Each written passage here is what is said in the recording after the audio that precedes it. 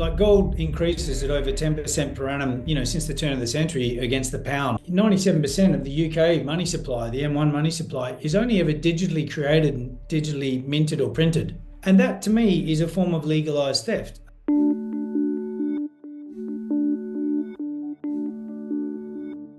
I'm Jasmine Birtles, and today I'm joined by CEO and founder of Tally Money, Cameron Parry. Cameron, hello and welcome.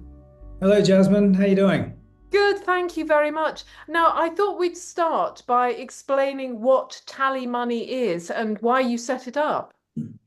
Well, Tally Money is basically we give customers gold they can spend, and we do that by giving them an everyday account with their own individual account number and sort code. They also get a debit card, but in that account, rather than seeing pounds, what they would see from their bank, they see tally, and every tally is a milligram of gold that the customer owns that we store in a high security vault in Switzerland on their behalf. But through our technology, they have instant access to the value of their asset. And, because it's their asset, like nobody meddles with it. I mean, it very boringly just sits in a vault. And it's there when they want it. Gold has never been too big to fail. It's never fallen off a cliff in value. It actually goes up consistently against fiat currency like pounds. And actually it does that because of the nature and design of fiat currency, which is to lose value over time. And that's not a controversial thing to say. I mean, Oh, it's there are just inflationary targets of 2%. That means your money should lose value at the rate of 2%. Your pounds, that is, should lose value at the rate of 2% per annum. So, as I say, that's not controversial to say. It's there in plain sight. I think it's skimmed over sometimes. And that's what Tally is set up. We're a bank challenger, but the main thing we're addressing as the biggest problem to the public in banking is the money itself. The monetary product is really a bad product. And with Tally, we are a challenger currency. We're the first alternative mainstream currency. You use it like any other mainstream foreign currency, yes, but but you're sitting in physical gold. it's not actual sovereigns. No, you don't produce actual cash, your gold. You don't use that. You have a card, don't you? Yeah, and so every tally is a milligram of gold. So we buy gold in 1 kilo bars from LBMA accredited brokers, and we store it at Brinks in Switzerland. It's an LBMA, London Bullion Market Association accredited vaulter. Um, and but we break that down to each 1 milligram. So that also allows people to understand it as money. So, as an example, when we first went live with Tally 5 years ago in the UK, it cost me about 81 point something tally to buy a cup of coffee. That was about £2.40 at the time. Now my cup of coffee is about £3.90. But in tally, it only cost me 69 tally. Like my currency is actually deflationary. Mm, You know, mm, mm. the price of things in pounds go up because pounds are losing value. And yeah, Obviously. but it's gold and it's direct. It's gold you directly own. Doesn't sit on our balance sheet. We are not a counterparty to our customer. We're just a simple service provider. And you have is it a MasterCard or a Visa? I guess I should know. Mastercard debit card. Yes, Yeah. which you can use anywhere in the world. And Yeah, and you can go to an ATM and take out cash if you sort of want some walk around money and maybe not have a digital footprint all the time. You can do that, but it just works like the merchants. They end up getting euros or Aussie dollars or pounds. They get what they're meant to be getting. You don't have to convince anybody else. Tally's a good idea. If you just understand the common sense of sound money, how it derives its value, how it maintains its value, then you can choose to use it and get on with your life and continue to build up savings because now you're in an environment that works to protect and benefit the saver Mm. rather than the financial institution, which is how the banking system works. But of course, you have this card. You can actually, as you say, you can spend it anywhere in the world, which is great. But would you actually want to spend it, given that gold is doing so much better than fiat currency? Even after Trump got in and it lost a bit of ground. On the whole, gold has gone up and up and up, particularly in the last few years. Yeah, if you're look, ultimately we all need to spend money. I mean, even pounds, even though it's not a very good product. I mean, if you didn't spend it, you'd have more of it. You might have some more choices in life. So you do need something you can spend, but And you're right, over time, gold increases at over 10% per annum, since the turn of the century against the pound. And the pound's a, tier Mm. one sort of currency. Um, the so it is, the more you hold in tally, the longer you hold it, the financially better off you will be, the better the return. But we also, need to spend money, multiple times a day. Mm. And, to sit in the fiat currency system, it's just a system set up and designed, as I say, to protect and benefit the banks to the detriment of the depositor and saver. So how is it working then with the traditional banks? How is it that they are working against their customers? Their monetary product in fractional reserve banking and fiat currency. So fiat currency is designed to lose value.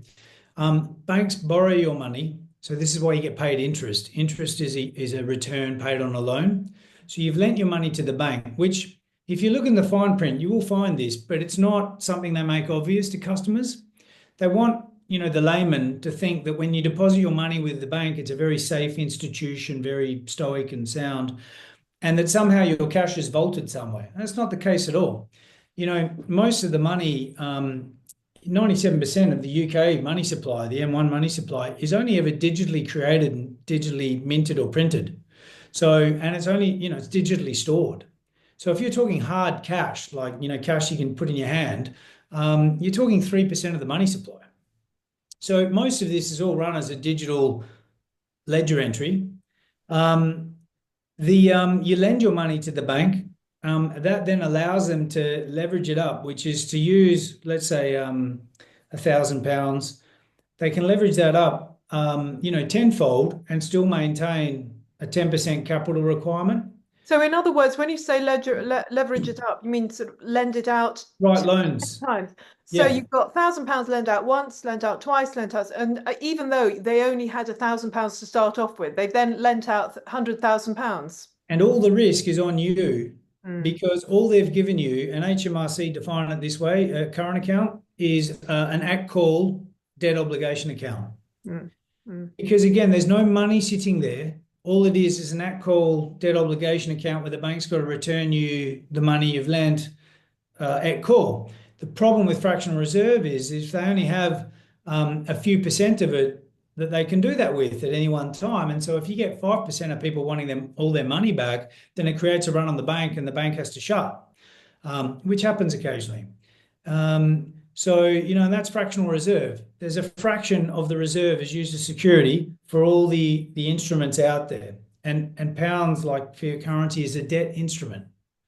So there's the potential at any point, as you say, if enough people thought, oh, I'm not sure about this, I think I'd like to take my money out. And as you say, you only need 5% of people to think that the bank could close, actually crash. Well, they would close. I mean, this happened with Northern Rock back in 2007 or '08. Yeah. When the global financial crisis was going on, which was really a currency crisis, or banks being over indebted. Mm. Because the banking system is a lending system. I mean, that's what banking is. Even the term deposit, even the definition of deposit in prudential regulation. So a bank's a deposit taking institution, but a deposit is defined as money that is taken in and then lent out. Mm. Whereas to the layman, there's two things going on there. A deposit comes in and should stay put. A loan is something that then goes out. But in banking, it's all one motion.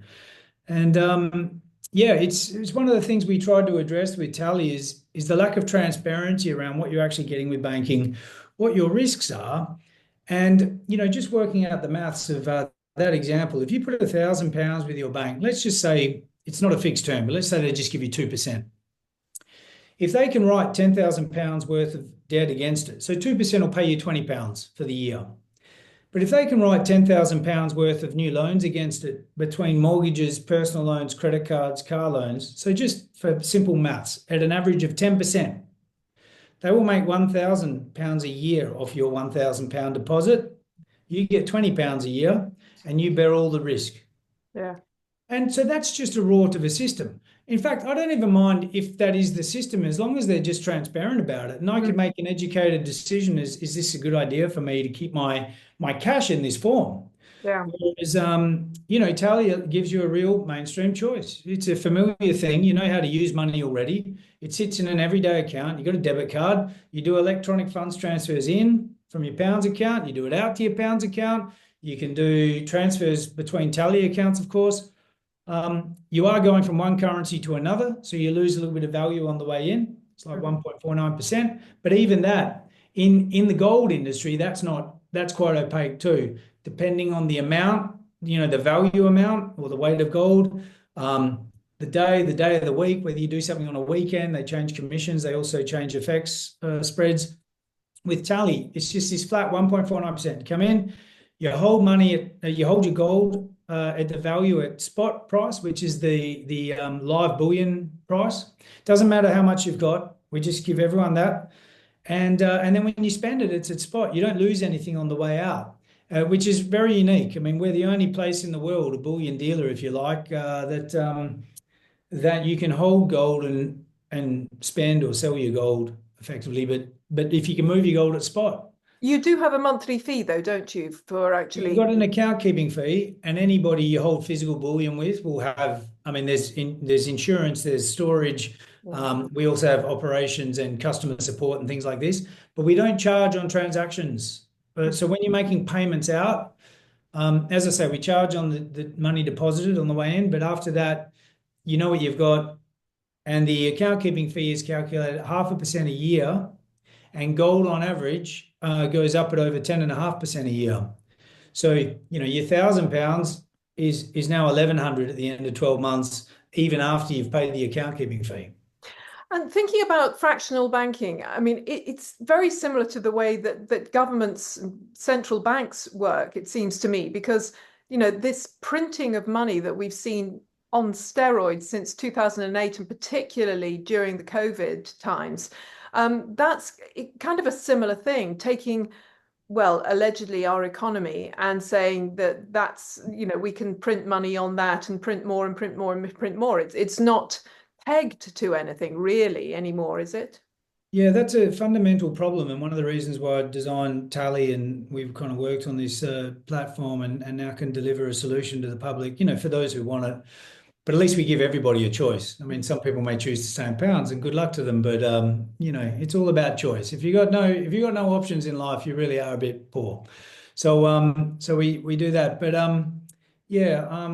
the problem with the monetary system and the money supply isn't accountable to anything. It's not anchored to anything real like gold. It's not even anchored to something statistical like a percentage of GDP, and you could fudge, what GDP is. So probably good it's not that anyway. And so then they can arbitrarily expand the money supply to fund commitments, of 20 billion to a net zero project that seems like it'd just be easier to plant some trees and, we wouldn't need to do all this. Yeah. Or, something like reparations. I mean, the only reason that's being asked for, the money's not going to be taken out of people's accounts. It's going to be, I mean, if this ever happens, of course, but it's going to be paid by the government creating new money and sending that out. But if the economy's like a pie or something, like a cake, having more slices in the cake just means that every slice is worth less, is smaller. The cake hasn't changed. And that's what happens when they expand the money supply. So there's no accountability to expand it, as far as there's no anchoring mechanism, no accountability there. And the other thing is the people making these decisions in government, between Treasury and the central bank, they don't suffer the consequences of these decisions. That end of the that end of public service really has a fail up mentality, and they don't suffer the consequences of just basically draining the value out of the public's already existing currency. And that to me is a form of legalized theft. I mean,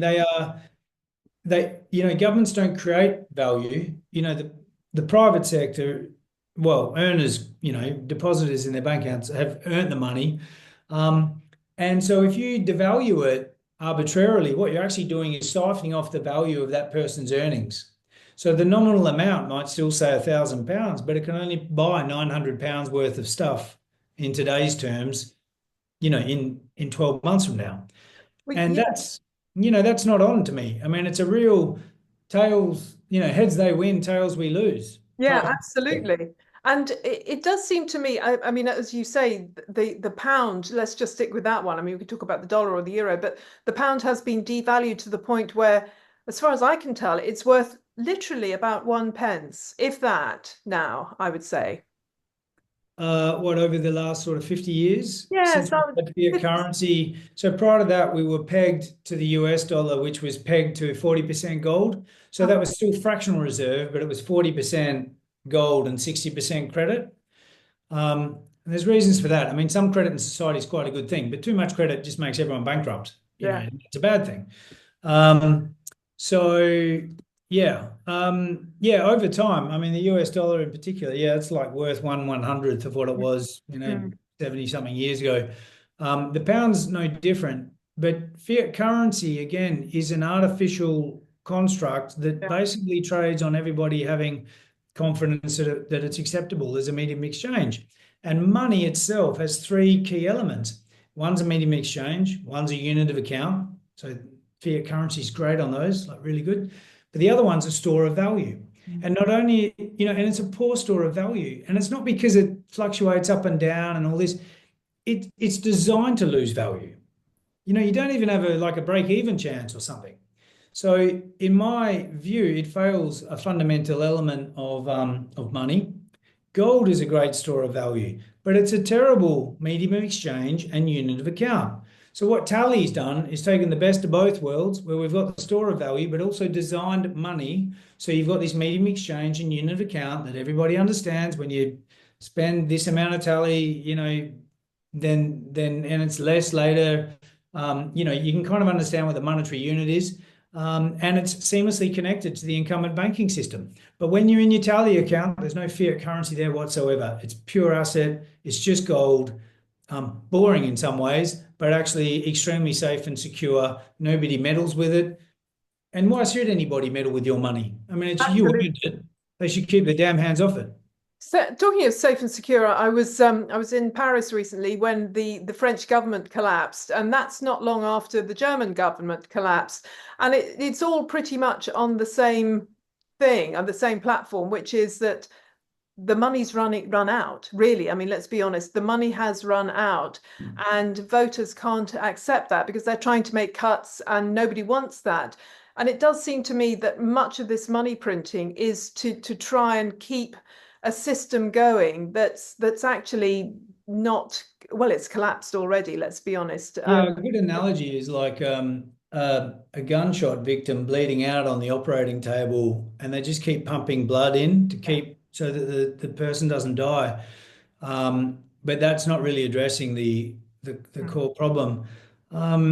Yeah, I mean, what we see in Germany, I mean, it's not particularly covered in a lot of the news here, but Germany and France and even the Netherlands and like I voted for Brexit. It's a very, in my opinion, a wise thing that we voted for, and and the EU, I mean, has all sorts of problems unless it becomes the United States of Europe, like the United States of America, and has a centralized federal system that way, which means that every country in it has to give up entirely their sovereignty and their culture and all this.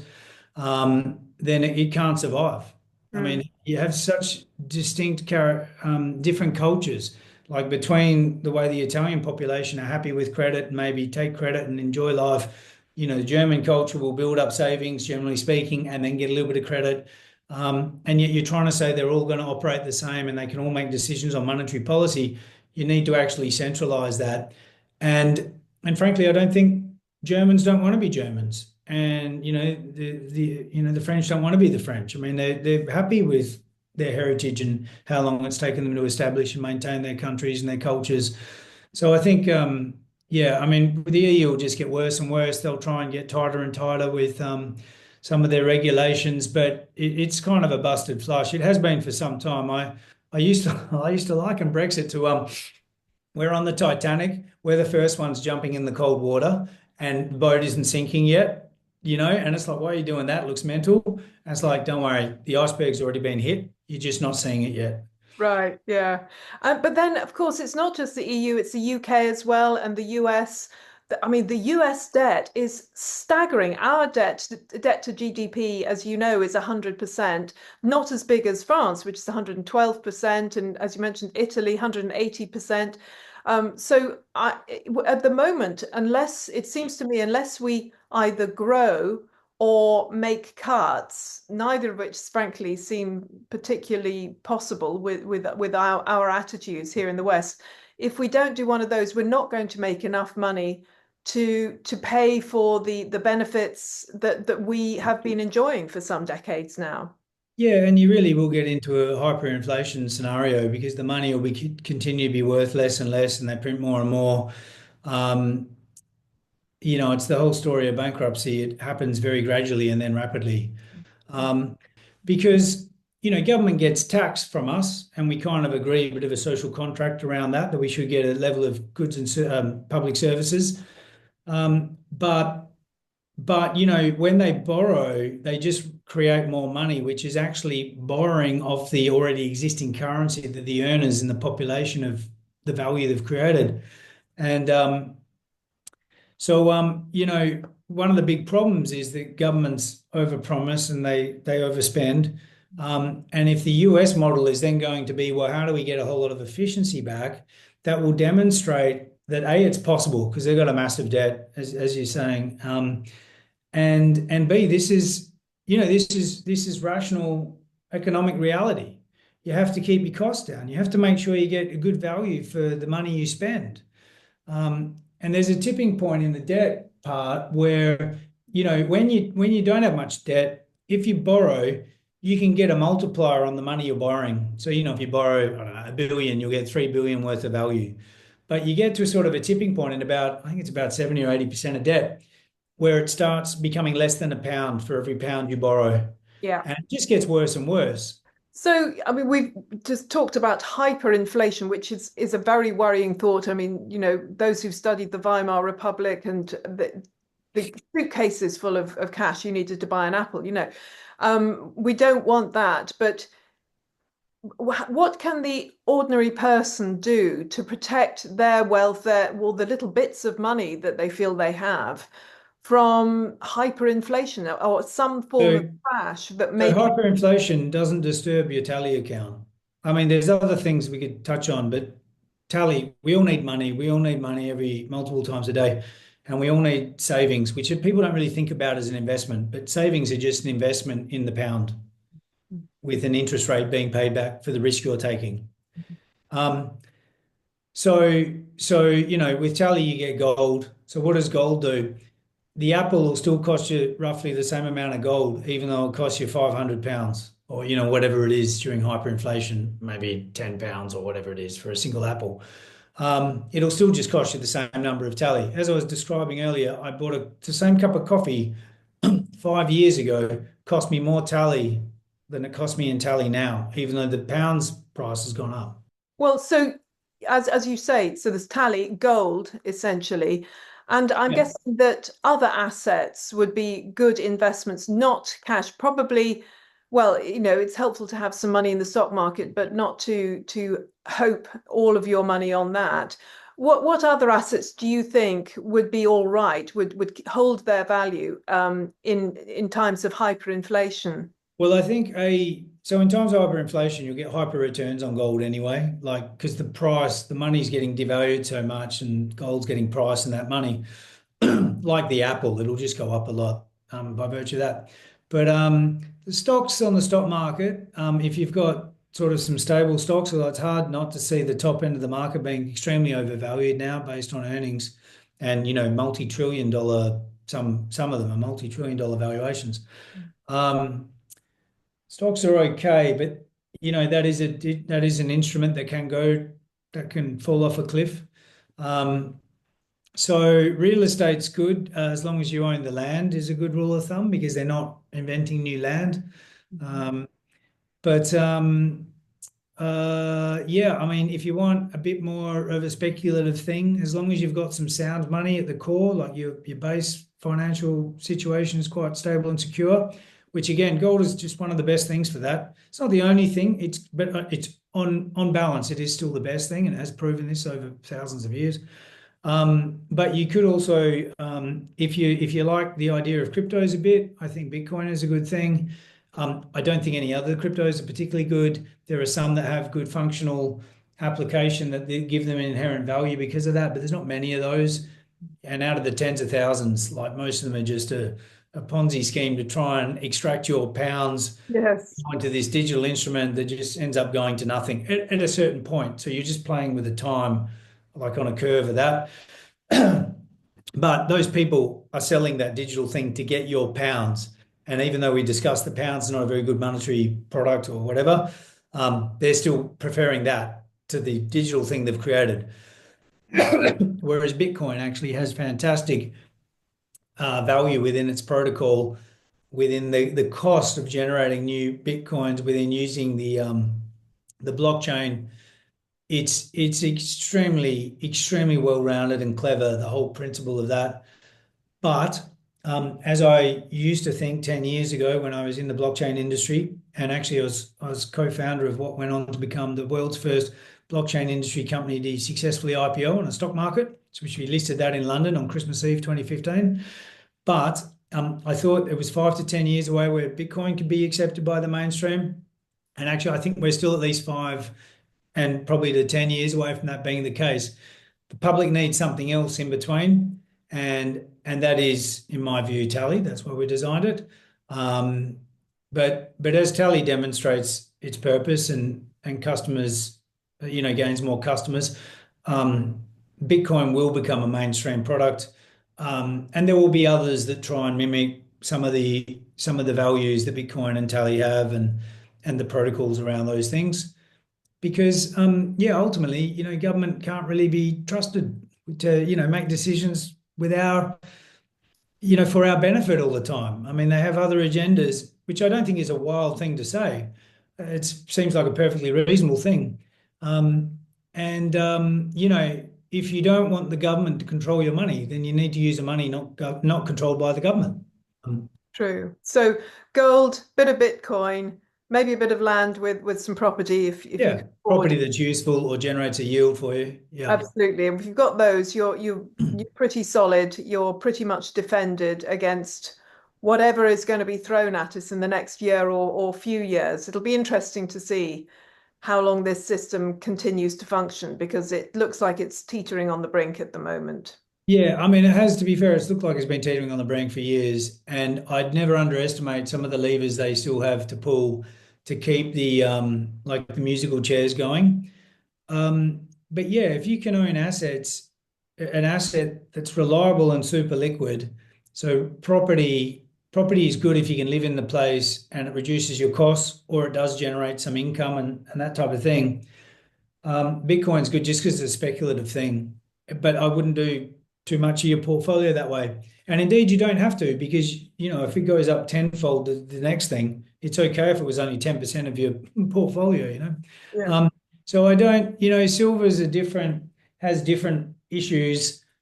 I mean, I am a big believer in gold, but not because I'm a gold bug. It's just it's a proven anchor of a monetary system. But gold itself is not money. Tally is. Gold, it's not a good medium of exchange or unit of account. If you buy it physically, you have to transport it, you have security issues, you have storage, which you can be at the mercy of the provider that you just paid for. So you kind of get caught in paying maybe premiums, maybe not, you can get some good deals out there. You don't have certainty around how much you're going to lose on the way in and on the way out until you're basically doing it with that amount at that time of day, at that day of the week. And so Tally addresses all that. We do need money. We do need to live in things where we can use touch pay and PIN number, chip and PIN, do electronic funds transfers. Well, you can't do that with crypto. You can't do that with physical gold. You can do it with Tally. Good point. Well, thank you very much indeed, Cameron. It's quite mind-boggling, to be honest, to think about what is happening to our money, to our currency right now. I'll be coming back to you in a month's time. We'll discuss a bit more about what's happening with the economy, what's happening with our currency, and how we can defend our wealth, our money, in case, the balloon goes up. But thank you very much for this one, Cameron. Thanks, Jasmine. Thanks for having us. That's Cameron Parry, who is the founder and CEO of Tally Money. Like, share, and come and join our Substack. Thanks.